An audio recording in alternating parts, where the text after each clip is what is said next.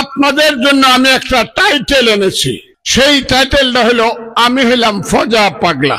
যে হারামজাদারা আমাকে এই টাইটেলটা দিয়েছে তাদের নাম হলো স্বাধীনতা বিরোধী মুক্তিযুদ্ধ বিরোধী জামাত। তাদেরকে যদি ভোট দেন তাহলে আমার মৃতদেহ পাবেন। এই রাজাকারের বাচ্চারা, আল বদরের বাচ্চারা এখনো কিন্তু জীবিত আছি রে। সাল নাই কুত্তার বাগানাম। আমি আজকে আপনাদের কাছে খুব খারাপ মানুষ, এই কারণে খারাপ মানুষ আপনাদের জন্য আমি সম্মান বয়ে আনতে পারি নাই। আপনাদের জন্য আমি একটা টাইটেল এনেছি। সেই টাইটেলটা হলো আমি হলাম ফজা পাগলা। যে হারামজাদারা আমাকে এই টাইটেলটা দিয়েছে তাদের নাম হলো স্বাধীনতা বিরোধী মুক্তিযুদ্ধ বিরোধী জামাত। তাদেরকে যদি ভোট দেন তাহলে আমার মৃতদেহ পাবেন। তাদেরকে ভোট দিবেন আপনারা? দিবেন?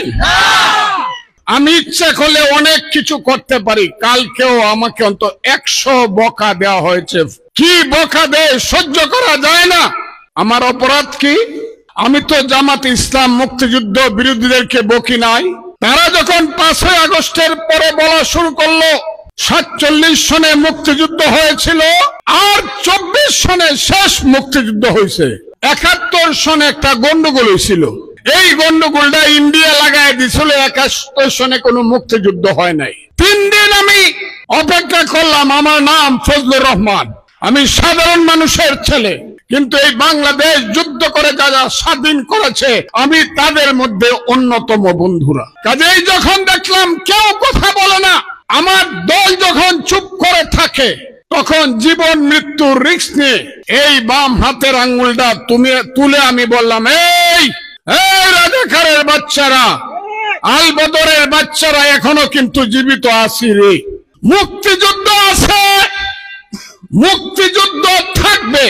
তোমরা যদি মুক্তিযুদ্ধকে শেষ করে দিতে চাও, তোমাদের সঙ্গে আরেকটা রাজনৈতিক যুদ্ধ আমাদের হবে। হ্যাঁ, বাপ দাদার নাম নাই, সানমরলের বিয়াই, সাল নাই কুত্তার বাগানাম।